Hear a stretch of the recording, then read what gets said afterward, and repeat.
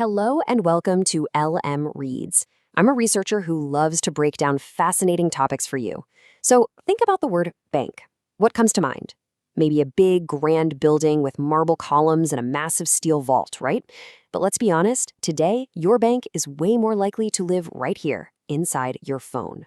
In this explainer, we're going to take a journey from those old-school physical vaults into the virtual world to really understand the incredible transformation happening in banking. All right, here's how we're going to break it all down. First, we'll start with the basics in the banking blueprint. Then, we'll jump into the huge tech shakeup with the digital disruption and see what's actually powering it and banking reimagined. After that, we'll get into the really tricky questions everyone's asking in today's big debates. And finally, we'll wrap it all up by looking at what this means for you with your bank of tomorrow. Ready? Let's dive in. Okay, first up, the banking blueprint. Before we can get all excited about the future, we have to have a super solid grip on the basics. So, what exactly is a bank, and what's its fundamental job in our economy? When you boil it all down, a bank really does two main things. It takes in money for safekeeping, that's your deposits, and it gives out money as loans. Simple, right? But this dual role, protecting and lending, well, it's basically the engine of the entire financial system. It's what keeps money moving, lets people buy homes, and helps businesses get off the ground and grow. And of course, not all banks are created equal. Most of us deal with retail banks for our everyday checking and savings accounts. Then you've got commercial banks that cater to businesses, from small shops to huge corporations. Investment banks, they're playing in a whole different league, handling massive deals. And kind of watching over all of it are the central banks, like the Fed here in the US, which manage a whole country's money supply. So now that we have that traditional foundation down, let's talk about the massive wave of change that's hitting it, and it is all powered by technology. This is what we call the digital disruption, or, as you probably heard it, the fintech revolution. And wow, the difference here is like night and day. I mean, remember the old way? Stacks of paperwork, waiting for weeks to hear back on a loan, and literally having to race to the bank before it closed at 5 p.m. Now, the new way, you're applying on your phone in a few minutes, getting an answer almost instantly, and you can do it all from your couch at midnight.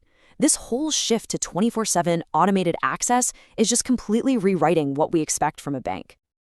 And this is not some tiny niche trend. The global digital lending market is projected to be worth a staggering $890 billion by 2030. A number that big tells you one thing. This digital wave isn't just a ripple. It is a full-on tsunami that is completely changing the financial landscape. So you might be wondering, how is any of this even possible? What's the secret sauce behind this whole financial makeover? Well, in this section, we're going to pull back the curtain and look at the key technologies that are just completely reimagining what a bank can even do. So the first and maybe biggest piece of the puzzle is artificial intelligence and machine learning. Just think of this as the new brain of the banking system. These algorithms can sift through just incredible amounts of data in seconds to make way smarter, way faster decisions on pretty much everything, from approving your loan to spotting a fraudulent charge before it even goes through. Okay, next up are APIs. Now, if AI is the brain, then you can think of APIs as the nervous system, or the connective tissue. They're like these secure messengers that let different apps and financial systems all talk to each other. This is the magic that lets you apply for a loan right when you're checking out of an online store. That's a concept called embedded finance. So what does all this tech actually mean for you? Well, it means faster decisions, because AI can figure out risk in minutes. It means way better security, with algorithms that can spot fraud patterns a human would almost definitely miss. It's creating greater access to credit for people who might have been overlooked by old, rigid models. And it all leads to personalized products, where loan offers are tailored specifically to your financial life, not some generic formula. But this kind of crazy fast transformation is never simple. New tech always creates new problems and forces us to ask some really, really tough questions. So now we're heading straight into the big debates that are happening right now at the very crossroads of modern finance. The first huge debate is all about climate responsibility. We hear so much about sustainability these days, so a really important question has popped up. Are banks actually becoming part of the solution, or is it all just for show? So on one hand, you have banks with the incredible power to speed up the green transition by actively funding things like renewable energy. That's green financing. But on the flip side, you have this sharp criticism of greenwashing. That's where a bank might just slap a green label on an old product for some good PR without really changing anything. It's a huge debate about authenticity versus advertising. Another critical debate is all about financial stability. I mean, after the 2008 crisis, the billion-dollar question became, what's the best way to stop the next meltdown? Do we need tougher rules to prevent banks from failing in the first place? Or do we need better rescue plans for when they inevitably do? And there's a real dilemma here. Tighter regulations, yeah, they can make the whole system safer, but they could also make it harder for regular people and businesses to get loans. Then you have rescue funds, which let us act fast in a crisis, but they might create something called moral hazard, which is basically where banks take on huge risks because they think, hey, we'll just get bailed out anyway. There really is no easy answer. And if we look even further into the future, there's this growing conversation around central bank digital currencies, or CBDCs. Now, this isn't just some new app to pay with. It's a potential rewrite of what money is, issued directly by a country's central bank. The implications for things like our privacy, for policy, and for the role of regular banks, they're absolutely enormous. Okay, so let's bring all this back down to earth, back to you. After digging into the foundation, the disruption, and all these big debates, what is your actual banking experience going to look like in the near future? What are the real, tangible trends that are going to shape your financial life? Well, 3 key trends really stand out. First, embedded finance is going to make banking almost invisible, with loans and payment options just appearing right when you need them, inside other apps. Second, hyper-personalization means your bank will go from offering generic stuff to actually crafting loans and advice that are perfectly tailored to you.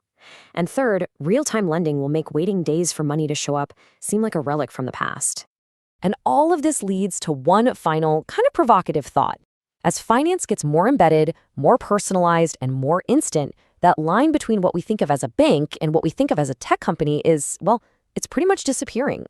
So here's the final verdict. Banking, as we've known it, is going through a radical reinvention. It's shifting from being a place you go to a utility that's just everywhere. It's becoming faster, more intelligent, and seamlessly woven into the fabric of our digital lives. And understanding this shift is so important because it's about more than just convenience. It's rewriting the rules for how we all borrow, save, and manage our money. The very definition of what a bank is changing right before our eyes. So, what do you think about all this? All right, let's talk about banking. It's an industry that's somehow both ancient and totally futuristic, shifting from heavy stone vaults to that little smartphone in your pocket. We're going to break down how it all works, the massive changes happening right now, and where it's all headed. Let's get into it. So here's how we're going to break it all down today. First, we'll start with the absolute basics, the foundation of how banking works. Then we'll look at the engine room, the big central banks and regulators who set the rules. After that, we'll dive into the 2 huge forces shaking everything up, technology and the push for a greener economy. And finally, we'll wrap up with what all this means for you and your wallet. Okay, so first things first, what even is a bank when you get right down to it? It's so much more than just a place to get cash. It's a really critical gear in the machine of our economy. At its heart, the whole concept is actually pretty simple. A bank is a safe, licensed spot to keep your money. But here's the key. That money doesn't just sit in a vault. The bank uses those deposits to give out loans, for people buying houses, for entrepreneurs starting businesses. It's this constant flow, this circulation of money that really keeps the economic engine running. Now, not all banks are created equal. You've got your retail banks, that's your local branch for your everyday checking and savings. Then there are commercial banks to focus on businesses. And then you have the big guns, investment banks. These guys handle the massive deals, like helping giant companies merge, and they do something called underwriting. That's a fancy word, but it basically means they guarantee the sale of new stocks and bonds to help corporations raise huge amounts of money. Each one has a very different job to do. Right, so you've got all these different banks doing their thing, but who's watching the watchers? Who sets the rules for this whole game? Well, that brings us to the engine room of the entire financial system. Think of a central bank, like the Federal Reserve in the U.S., as the literal heart of the economy. Its main job is to pump money into the system or pull it out to keep everything stable and healthy. And while you and I don't have accounts there, their decisions directly hit your wallet, affecting interest rates on your car loan, your mortgage, your savings, everything. And this puts central bankers in a really tough spot. It's this constant tightrope walk. On one hand, you gotta fight inflation to make sure the money in your pocket is actually worth something. To do that, they raise interest rates. But on the other hand, you want to keep the economy humming and people employed. For that, they lower interest rates. It's a never-ending balancing act, and getting it wrong has massive consequences for all of us. And this whole balancing act gets really intense when you think about avoiding a complete meltdown, like the 2008 financial crisis.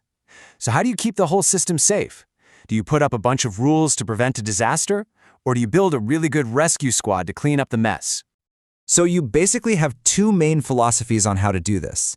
The first is prevention. Pile on strict regulations to stop banks from taking crazy risks in the first place. The second is the cure. Create rescue funds, bailouts, to act as a safety net when things go wrong. The problem is, bailouts can create what's called moral hazard.